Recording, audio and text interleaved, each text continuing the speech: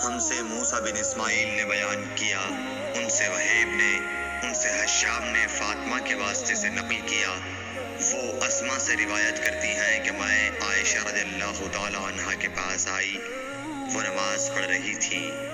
मैंने कहा, लोगों का क्या हाल है? तो उन्होंने आसमान की तरफ इशारा किया, यानी सूरज को गहन लगा है। इतने में लोग नमाज के लिए खड़े हो गए। हजरत आयशा रज़ियल्लाहु ताला अन्हा ने कहा, अल्लाह पाक है।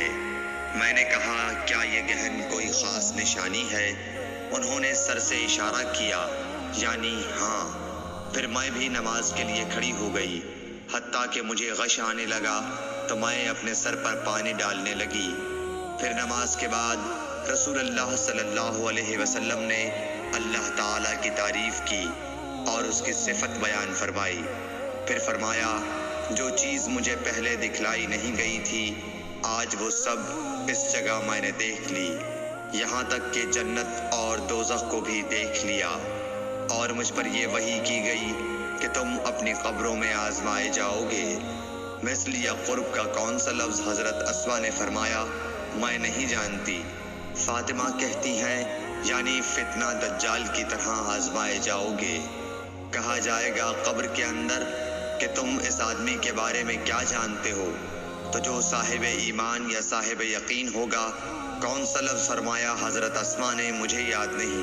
वो कहेगा, वो मोहम्मद अल्लाह के रसूल सल्लल्लाहु अलैहि वसल्लम है, जो हमारे पास अल्लाह की हिदायत और दलीलें लेकर आए, तो हमने इनको कबूल कर लिया और इनकी पैरवी की।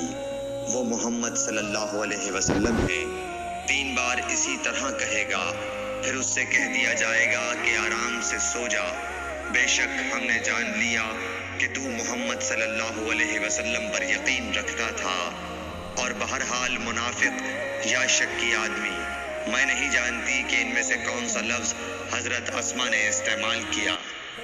तो वो मुनाफिक या शक्की आदमी कहेगा कि जो लोगों को मैंने कहते सुना, मैंने भी वही कह दिया, बाकी मैं कुछ नहीं जानता।